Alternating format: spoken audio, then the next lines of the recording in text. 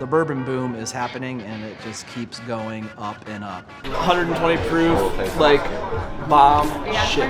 Everything is now about barrel picks. What is the highest proof that you've ever brought out here? I've been tasting this since I was 2 years old. True story. That's how my parents used to put me to sleep. I think I finished mine before yours. I'm just sipping. And I'm the driver. Yeah.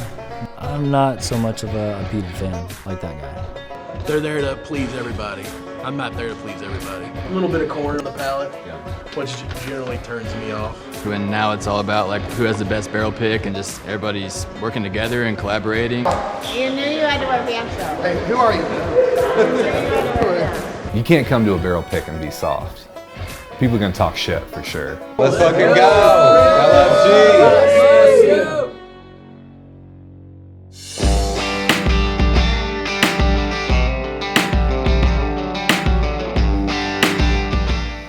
Today at San Diego Distillery, Jared and I are really checking out what they've got going on, especially seeing what Ryan is doing because he's still running LFG whiskey and he's also now a part of the San Diego Distillery group. What's up, fellas? What's up, man? How y'all doing? Good. Good to see you, bro. Good to see you again, dude. Glad y'all came out, man. You know, what I did with LFG, it was almost started as a hobby, and to really make it legitimate and do something that I could actually build a career upon, this was my obvious next step.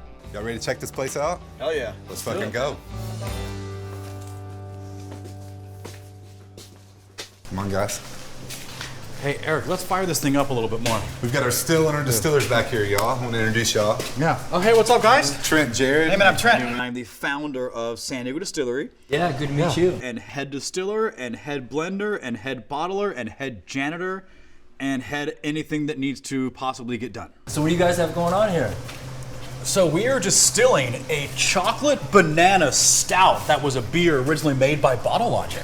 What? I mean, it's really crazy. Just tasting it now, there's all this chocolate, banana, a bunch of real funky esters that are on the nose. It's pretty tasty. One of the biggest things we're known for is that we distill a lot of beer and really weird beer and really fun things that nobody else really does. Do you guys want to try a little bit? Sure. And this is straight off the still. This is straight off the still. We're diving into it already, huh? Yeah, let's see. I mean, get your little pour of this guy. There we go. There's a good little pour. Get this guy gassed up. Oh yeah, that's a lot. There we go. Yeah. Yeah, it's straight banana, chocolate. Yeah. It smells so good. It's just got crazy It does. beachy nose to it. Dude, this is intense. So much more banana than chocolate. Banana pudding. And alcohol. And yeah. A little bit Strong of alcohol. It's 160 proof. Big shout out to Trent. He absolutely kills it on a still. He comes up with stuff that I would have never thought of, that I don't know anybody else that would have thought of it. I mean, I've distilled almost every type of beer that exists, anywhere from like a lager to a pilsner to a peach sour to its big stouts, this funky chocolate raspberry one, this one here, chocolate banana. I don't know any other distillery that's even distilled a chocolate banana stout. I'm a bourbon guy. I'm from Kentucky, born and raised. I've heard of a whiskey made from beer. I've never tried it though. So I'm really excited to see what it's about. What beer generally gets like what flavor? Is there even a relationship there? Yes, so distilling IPAs is this different program because of all the hops that are in an IPA. You know, hops are very closely related to cannabis. So actually you get a lot of that very traditional cannabis style aroma. Okay. A nice like lager. The grain really comes out and it turns into much more like a scotch. And then a big. We're talking. Yeah, see? There you go. So this guy's more of a Scotch guy than a bourbon guy. Well, we'll have to try some. We're really known for a peated whiskey that we make. The hops give a nice characteristic. Get right to I am a single malt Speyside Scotch man. I like bourbon too, you know. But yeah, Scotch is my thing. You're the one distilling all this. Like, is that most of your day just manning this thing? Yeah, you know, a run takes about, 4 to 5 hours, so it's a chunk of an 8-hour day. But we also got 2 other distillers that actually work here too. Hey, Devin, Eric. Come on over. Devin was the first one that I taught all my tricks, and we've distilled a bunch of other crazy beers. And then we have Eric, who's now kind of our production manager, who's running kind of day-to-day operations. And I'm just recently started teaching him some of my distilling techniques. But so that's why all 3 of us are kind of the distilling team here.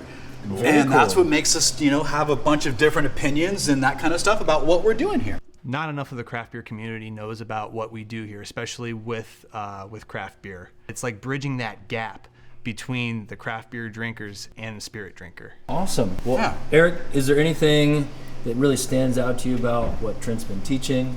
What I'm learning here is that everything is custom. Okay. Everything. But we also make some really cool stuff here that no one else is making. Okay. So But Eric also- comes from more of a traditional corporate sense. He's been at a couple other distilleries, but a lot bigger production than what we do. Okay. Yeah. Okay. So he's learning our madness.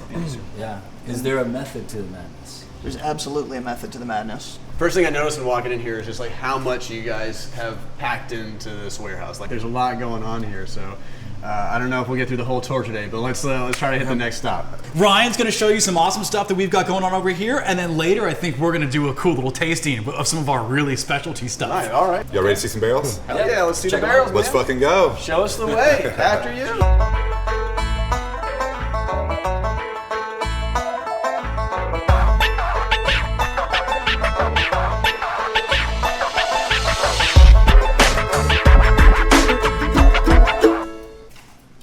Oh, right here, huh? Okay. All right. Cool. No, what do we got here? All right, so one thing, This one already stood out to me. What's that? Yeah. The Got Willet? some Willet here? yeah, we got some cool Willet barrels What's for that sure. about? One of them is from a mead company here in town. They did a pomegranate mead, and we were given the barrel after they dumped their mead. Oh, wow. And I finished an 18-year-old Canadian rye in that mead barrel. Whoa. And I'm doing some cool projects of finishing some other types of bourbon in their barrels, just because Willet's such a big name. Everybody loves Willet Distillery. Since coming here, the distillery itself has been like a dream come true. Like so much I've worked towards and just thought of and wanted to do in this industry has been able to come to life since we took over at the distillery. So this is one thing I added to the distillery. It was a sourcing program. To this point, they had only used their own distillate. Everything that we'd put out had been stuff that we had made here in-house. So what are some of the most interesting barrels that you guys have sourced and are working? We've got Bardstown Bourbon Company bourbon right here. It's up and coming out of Kentucky, but they're relatively new. I think they are only 6 or 7 years old. Yeah. So they don't have barrels that are 10, 12 years old yet. We have tons of MGP. We've got MGP rye, MGP bourbon in 3 different ages, and MGP light whiskey. Okay. And then as Chaz pointed out, we have Willet barrels. These are filled with our own bourbon, our own specialty spirits. We've also got Buffalo Trace barrels, which are actually Stag Junior barrels. Oh, wow. We've got OZ Tyler. It's called Green River Distillery now, but when those were made, it was still OZ Tyler. And then you see on the wall the barrels that say Bliss. Yeah. Those are all from a maple syrup company. So those were barrels of originally Elijah Craig 18-year Kentucky bourbon. Really? That was, as soon as the bourbon was dumped, was sent to this maple syrup company, and they finish a maple syrup as a bourbon finished maple syrup. But then we reuse that barrel again. So Yeah. then we are finishing a bourbon in that maple syrup. This guy knows a thing or two about syrup. Oh yeah, growing up in New England. Got it, straight out the teat as a baby. I love maple syrup finishes. Out of all the finishes you can do, I feel goes the best with bourbon. And when I saw that they had 6 of those available, I just jumped at it. We make these barrels our own. We're using other distillery source product, but there's ways we can kind of take ownership of it, from staving, blending, rebarreling. The heat we get here in Spring Valley, San Diego, California is a lot different than what they're getting in Indiana and Kentucky. I want to ask you about that, right? Because when I think of SoCal, I think of surfing for Christmas. The temperature differential is what brings the flavor out. How is that here in this climate? So Trent actually chose this location because of that. It gets the biggest temperature differentials of anywhere in San Diego County. Really? So you are getting some variance in here. Very cool. So y'all have seen the still, you've seen the distillation process. The next part of kind of our production, we bottle and label here on site by hand. We don't have an automated machine that does all Is that. there a second floor for that? Where do you do that? No, we do that right here. Where Right we're here? sitting. Yeah. Right here? Yeah. Okay. So we're just gonna bring in our labeling setup and get to Very cool. labeling. Let's do it.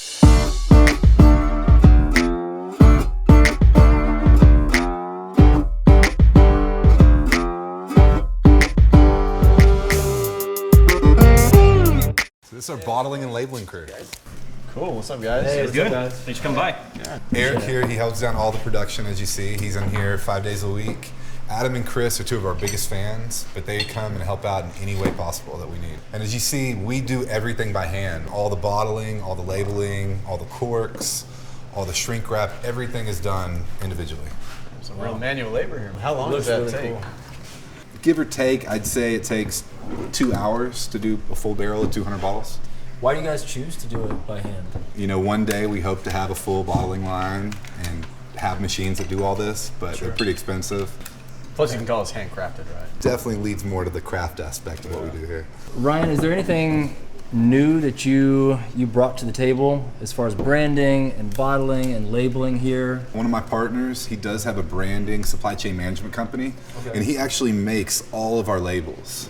So this gold shiny special effect on the labels, the spot gloss, kind of raised texture, all this is something unique that we've just started doing. It looks to me kind of like the artwork that you guys do, like from the groups into what So you the guys guy do that now? used to do all my stickers for my original LFG whiskey group, the cartoonist, did this label for us. Yeah, I figured it was him. This is an old picture of a buddy who actually came up with the original blend of this. Okay. And he had a picture of him with this old school Trans Am that we turned into a cartoon for the label. Okay. What's his name? His name's Randall Kirsch. Okay. Randall Kirsch. You know what this reminds me of? Is like a fucking collectible. Like, you know what I mean? It's like, I don't even want to drink it because I just wanted to display it in my office or in my home. Right. This is one of the only bottlings we do right now where we do the glass corks. No shit. Trent used to do them on a lot of his specialty stuff. They're pretty expensive. So I really wanted to bring them back. It just looks so clean with the glass cork, in my opinion. Yeah. Randall kind of looking like Pablo Escobar over here. That's from his real picture. That's what he really looked like back in the day. All right. Really? Yeah. Are you guys just drinking from the bottles here? What's going on here? Are you getting on the job? We're sampling the Cali Gold High Rye. Oh, is this for us? Just say. Oh, man.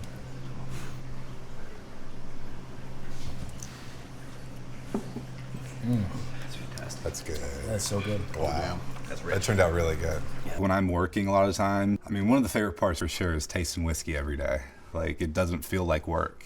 This has been a big hit. This is one of our most popular bottles to date. Yeah, it's really good. And they sell out pretty much instantly. It's pretty wild how fast they go. I can see why. It's still kicking.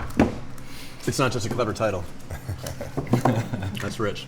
Well, cool. I think I finished mine before yours. I'm just sipping. And I'm the driver. Yeah, but I'm enjoying it. I guess I'm just greedy or an alcoholic. It's so good. Yeah. Man. Can I get another pour? Yeah, actually, we just pulled some maple syrup barrels. That you Oh, guys should yeah? really try. Oh, did y'all try those?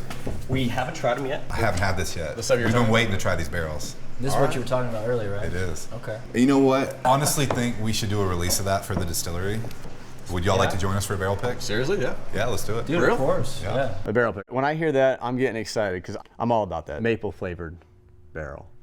So I'm very excited. We need to get Randy in on the barrel pick too. The guy is phenomenal with flavor.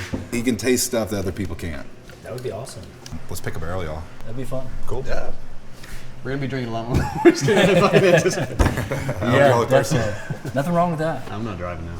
Well, as soon as these guys are finished bottling here, I think we need to get all these maple barrels down and draw samples from each and set up a barrel pick. Oh, yeah. But while they're getting that set up, I know Trent wanted to do some sampling with you all and show you all some of his special creations. Oh my God, more whiskey. If you want to check that out, let's do it. That'd be great.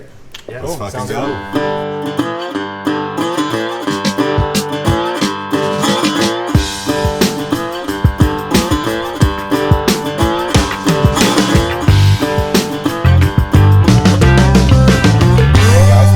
Speakeasy and Bar here at San Diego Distillery. This is really a great event here. Trent, who created all these spirits you see in front of you, he's going to tell you a little about them. All right, so the first one we're going to start with is this really awesome rum made from mostly molasses and brown sugar. It was done in a Jamaican style, but this was also aged in an ex-agave, actually tequila barrel from Jalisco, to give it a little bit of a tequila note on it. And the proof is 110 proof. The rum's surprising. It's really good. It's unlike any rum I've ever tried. You do just get a slide of agave on the finish. A tiny little bit. For me, most tequila that I've had tastes like it's been aged for 1 year in a pair of shoes you'd rent at a bowling alley. This spirit is really unique. It's called Como Rebi. And Como Rebi means the light that shines through trees in a forest. I love that. You know, and that's why I named the spirit that, because that to me is actually how this tastes. It has this beautiful light, Effervescent? Effervescent, great, perfect description, but a very nice, light, easy to drink spirit. But it still rises a grain, so it becomes a whiskey. The rice is really light. It's really nice, a lot of floral notes, really soft on the palate. And it kind of reminds me of soju a little bit. And I just love this stuff. Oh, wow. Yeah, so the rice is one of my favorite things to make. And I think we're down to 1 bottle left on the shelf, so maybe some. I'll take it. Oh, wait. I totally gave my hand away. Next one up is one of Trent's specialty creations here. This is a distilled peanut butter milk stout from a really well-known brewery here in town. This is just a very unique, everybody knows the very sweet peanut butter whiskey that overtook the world in the last few years. Holy shit. Screwball's a great spirit. I really like it, actually. That's what came to mind. Yeah. I think it's great. It drinks really well, but to me, it's a touch sweet. So take the sweet out of Screwball and up the proof by 3 times, and that's what we have here. 3 times? Peanut butter is really strong. It even feels like there should be peanut butter sticking to the roof of your mouth. Who's ready for... This next one coming up right here. Okay. It's not technically a tequila because we distilled it and aged it here in San Diego. To be a tequila, it has to be aged in Jalisco, but it is an agave spirit. Everything about it would be a tequila if it was made and aged in the right place. I mean, shit, I wouldn't even use tequila as paint thinner because I'd be afraid the paint cans would get diarrhea and fucking shit all over the place. I'm not a fan of tequila. You all are in for a treat right here. Tequila is not for me. Sure. This is not Grandpa's Cuervo. Okay. This is a whiskey drinker spirit. So this is something that I think that may change your mind on some of that. I'll be the judge of that. And people always ask me about the name on this, on what Sancha is, and Sancha is slang in Spanish for like my side piece. Okay. Well, as a whiskey guy, tequila has always been my side piece. I probably drink more tequila than anything else that I normally drink. It's pretty much my go-to. Really? It's not your side piece anymore. She's become your main gal. Okay. To be quite honest, yes. Another thing's a little bit different about it. It's 110 proof. Most Yeah. tequilas you see are going to be around 90, 80 to 90, and this is a lot stronger than most tequilas. But so as somebody who didn't like tequila, wasn't your favorite spirit, what do you think? I'm not gonna bullshit you. Like I was prepared to just like sip it and move on, but this is probably the best tequila I've ever had in my life. Fuck, I hate to admit it, but this was really good. And we'll probably never be able to duplicate this again. Once it's gone, it's gone. Yeah. Really? And this is an upcoming release. Yeah. Yeah, it's special. Yeah, this is my Sancha. I'll take Sancha as my side piece now, for sure. Sorry, honey. It's just whiskey. Okay, do you want to talk about the next one? When I first moved to California 7 years ago, first Bottle Logic beer I ever had was a Byzantine Vision.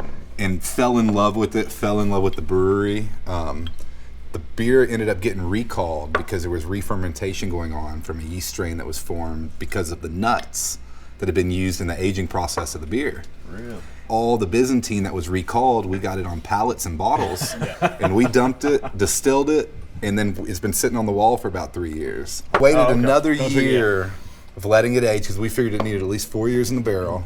Tasted it. One of the barrels really had the nuttiness come through. 2 of them didn't so much. We decided to blend all 3 barrels, and then we finished it, literally steeped it with the same nuts and honey that the beer had been made with. We then put it back into a bourbon barrel, added a couple gallons of bourbon, and then let it finish in this new bourbon barrel for another 6 months. Damn.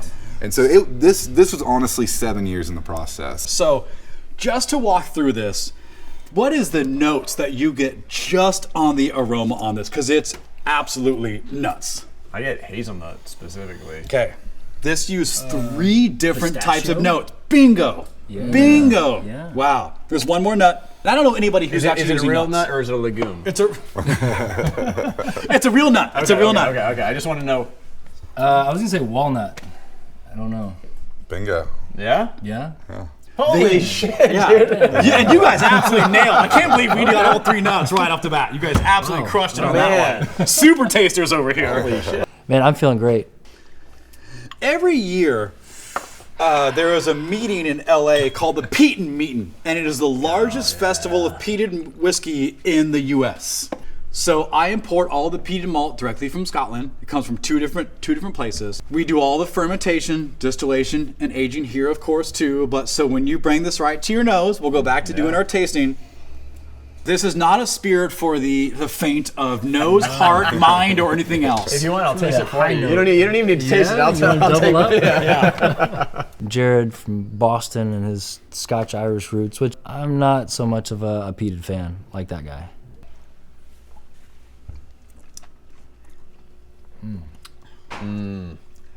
This one is pretty good. I've been tasting this shit since I was 2 years old. True story. That's how my parents used to put me to sleep. So, what do you guys get out of this? Definitely smoky.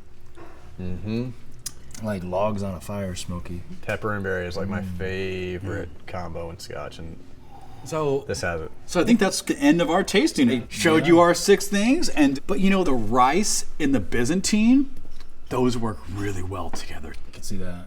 I'll take it all. They work really Deep and complex and then light. So what about a suicide of all 6? Looking back on the day here at San Diego Distillery, they welcomed us with open arms, let us taste the best of the best. It really blew my mind in a lot of ways. Cheers. Cheers. Cheers. Oh wait, well if you're not gonna. You got water, it's okay. I'm fucking great. I'm full of whiskey. Y'all ready for your first barrel pick? And now we're gonna be part of a barrel pick. Let's do it. LFG. That's really good. We've got a great crew here. I know we're gonna pick a killer barrel. Randy here is just a bourbon connoisseur. He's known in our underground bourbon world as just having one of the best collections. Pretty much everyone here at the table has had the best bottle except for us two, right? We're gonna find it. Okay. Don't worry. Yeah, Don't worry. We're gonna find it. We've got 5 samples, all of them been finished in maple syrup barrels. And this is gonna be the next release from our distillery. I think I smell maple. Randy's gonna do a horse race with his glasses over here. This one's a nose in front of number 3 and a full length in front of number 2. Finish this. To finish this real quick.